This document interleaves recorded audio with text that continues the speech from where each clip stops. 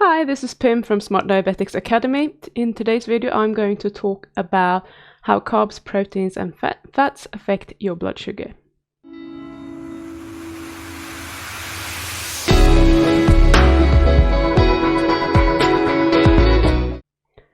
So in today's video, I'm going to go back to basics and explain the macronutrients and how they affect your blood sugar. And all foods that we eat contain several macronutrients. The three most common ones, the ones that I'm going to focus on, are proteins, fats, and carbohydrates.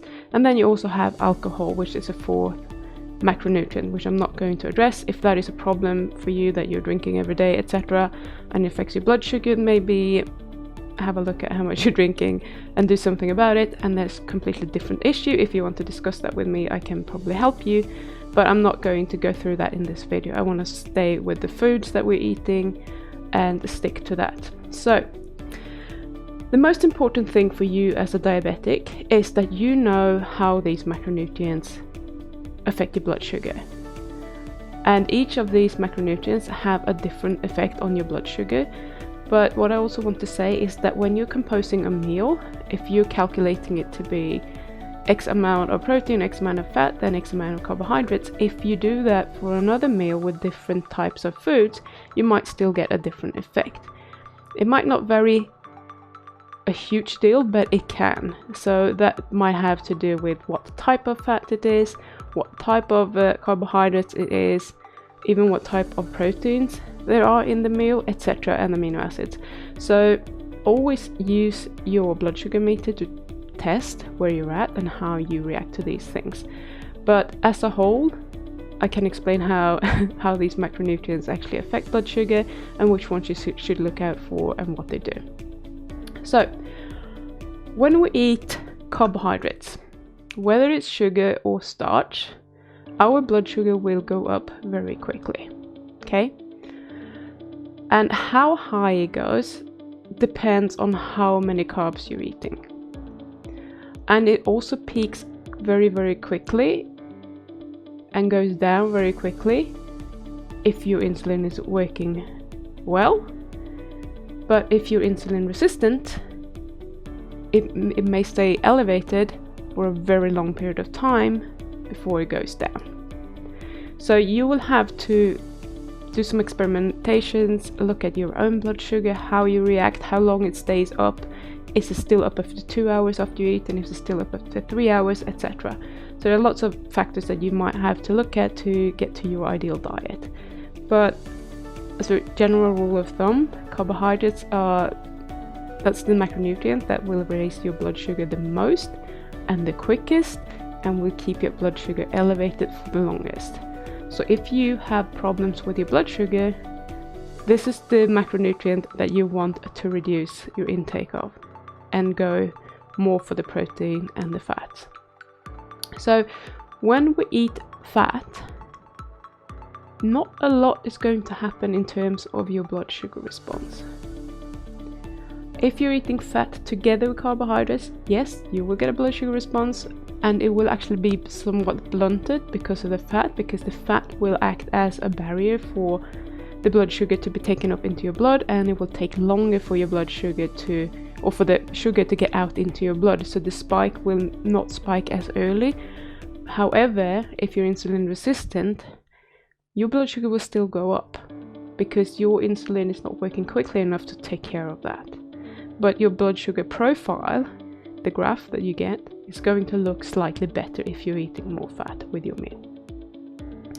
So if you're diabetic and you want to get control of your blood sugar, fat is going to be your friend. Fat is a very, very important component of your meal because it will give you energy without affecting your blood sugar.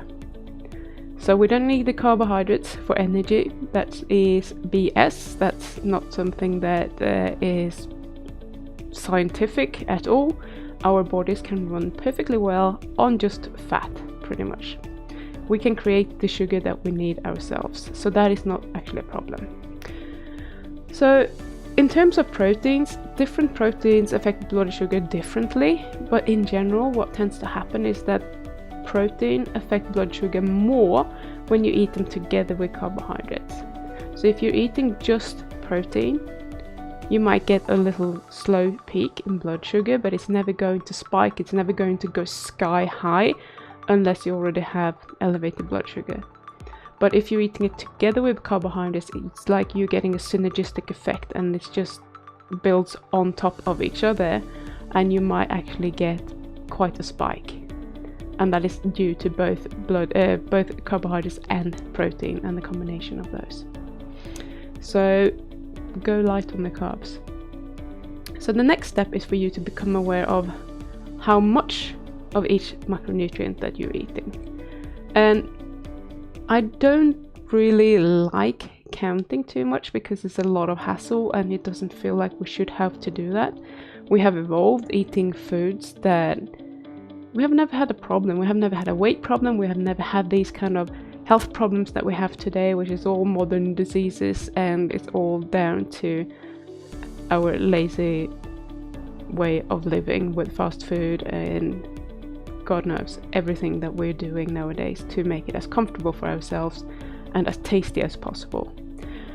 However, you are in a situation right now where you have a condition which is pretty much down to your diet. Unfortunately, I'm not saying it's your fault, but it's down to what you have been eating and what you've been told that you should be eating. So it might be a good idea to kind of at least have an idea about the macronutrients and how much there is in everything, for you to start kind of acting on instinct.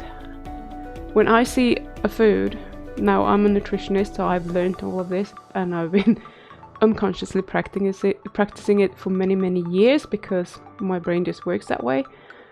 I can pretty much see on a plate roughly how much protein, how much fat, how many carbohydrates are in that meal, and my brain just calculates it without me even thinking about it.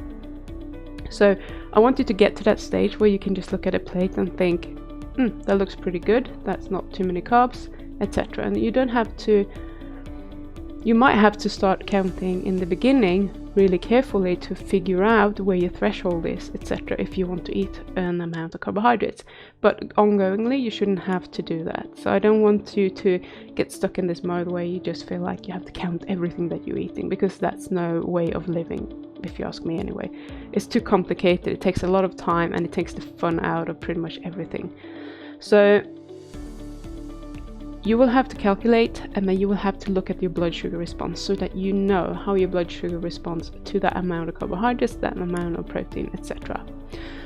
So you might, for example, have heard that avocados are great because they are a good source of healthy fats, and the same thing for nuts, for example, but they aren't just made out of fat. Okay, so they also contain the other two macronutrients, and when it comes to nuts, different nuts contain different amounts of the three macronutrients. So, for example, if you compare pistachios with macadamia nuts, you will see that macadamias are really high in fat, and they only have 4 grams of carbohydrates per ounce, whereas pistachios, they have twice as many carbs and much less fat. So if you're going to eat 1 ounce of nuts, you know, your blood sugar probably won't move much if you have macadamias, but with pistachios, you might get a totally different blood sugar response, right? So we can't just say that all nuts are good for diabetics, because that's not true. Then you have the pili nuts, which I have never tried, but they're pretty much only fat, so they're going to be even better. Or pili nuts, I don't actually even know how to pronounce it because I've never come across them myself. I only heard about them, I've read up about them, and they seem to be a very good option for someone who's diabetic if you want to have a snack. So whenever you pick your foods, even if they are from the same type of food group, it's really important to look at the labels. So if you find a food that contains less than 10 grams of carbohydrates per serving, now a serving might be tiny. Sometimes a serving might be something like 20-30 grams of food, but when I'm eating it, I'm probably eating 100 grams, so I'm eating like 3.5 servings. In that case, I would, if there was 10 grams of carbs per serving, I would still get maybe 35 grams of carbohydrates, and my blood sugar might just spike totally because I thought it was safe and it wasn't.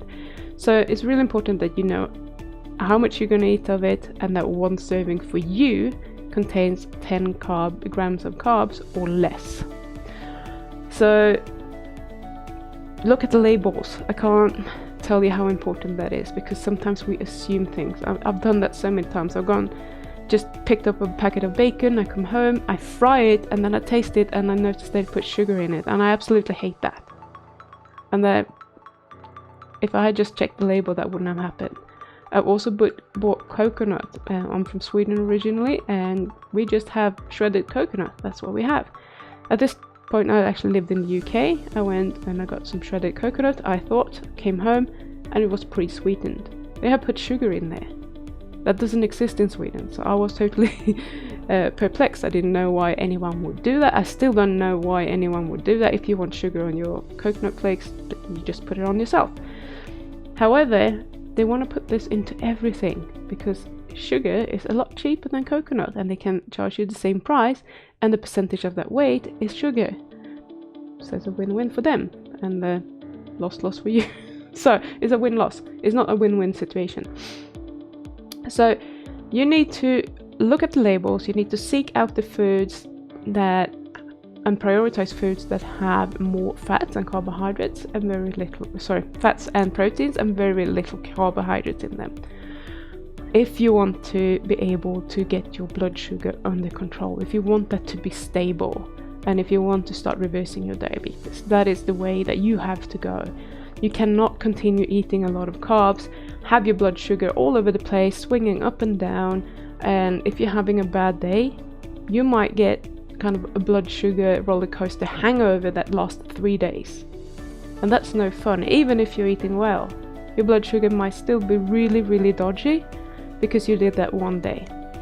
So if you really want to do something about this, you need to reduce your carbohydrates, and you need to up the fat levels and eat plenty of protein. Okay? It's that simple. It's not complicated. It might be complicated to stay on the diet, and if that is a problem for you, please do send me a message, join the Facebook group, leave a comment, whatever, and I will try to help you. But in terms of what you should be eating, it's not that complicated. We should just remove as many carbohydrates as possible. Once you get your blood sugar back under control, and once you start reversing your diabetes, which can be a very, very quick process if you are not too far gone. If you've had diabetes for many, many years, it's going to take a much longer time. But you can do it, and it's just keep doing it. And once you kind of get your body back into balance, and when your pancreas starts working normally, when your liver starts working normally, when you're insulin sensitive again, what you can do is that if you want to, you can start eating more carbohydrates. I'm not saying that you can eat the way that you have been eating that has made you sick, but you could probably have a little bit of fruit here, or I don't know, some potatoes there, some rice, whatever you want to have in moderation. And moderation is not what the general population is talking about. And that's something that you will have to experiment with. So it's not like you have to eat like this for the rest of your life unless you want to. But many people find that it feels so bloody great when they're eating that way that they don't want to stop eating this way. But you don't have to be scared of it, because it's not a death sentence. You don't have to stay on that diet forever unless you want to, because with time you will be able to reverse your diabetes and actually start functioning the way you did many, many years ago. So that was actually all I wanted to say. Thank you so much for watching. I hope you have enjoyed this video, and if you have, please do give it a thumbs up or 2, and subscribe to the channel. Click the little bell icon so that you will get notified whenever I post a new video, and I will see you in the next video. Bye!